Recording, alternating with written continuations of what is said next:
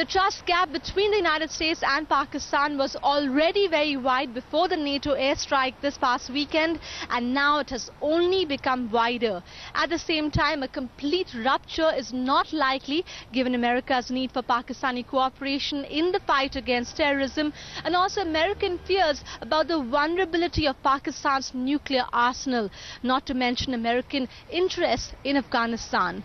So the White House continues to maintain that its relationship with Pakistan is important even if it is complicated.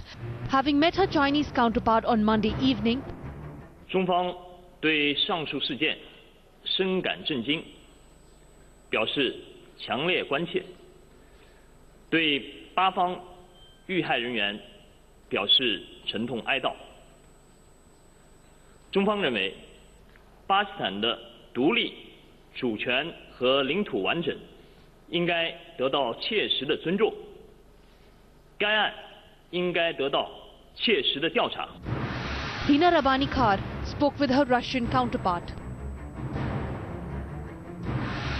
Russia reaffirming its cooperation with Islamabad, stressing on the need for NATO to conduct a thorough investigation.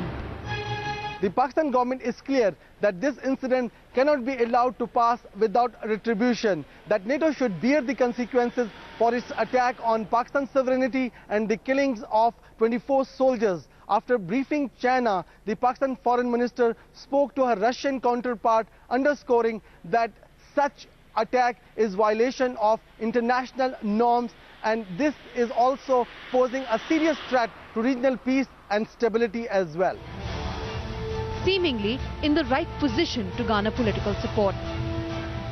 The investigations are on, and we are looking for the details as to what exactly happened, what kind of ordnance was used to target these posts, and despite repeated requests to the other side that the posts are under attack, but the firing continued and it resulted into this tragic incident. With even the European Union condemning the NATO airstrike. Pakistan in no hurry to end the blockade at two key entry points for NATO supply trucks into Afghanistan.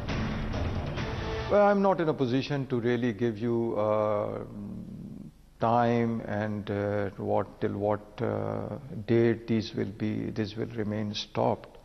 But they have been discontinued. In the past also, last year if you remember, somewhere in September, after the incident where 3 personnel were killed by firing from the NATO helicopters, they remained suspended for 11 days.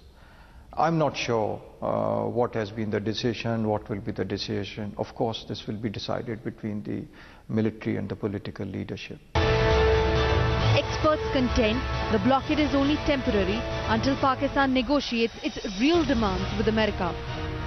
The Obama administration is starting to recognize that despite their best efforts, Pakistan is maintaining a policy of supporting some Afghan insurgents and some extremist groups. This is very frustrating for the Obama administration.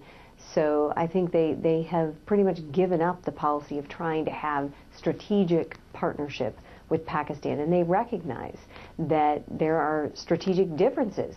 But with China, Russia and the European Union condemning the attack, Pakistan, with its added pressure-building tactic of blocking NATO supply routes, has ensured that Barack Obama can no longer afford to treat the issue with any less importance than it is getting as of now. Bureau Report.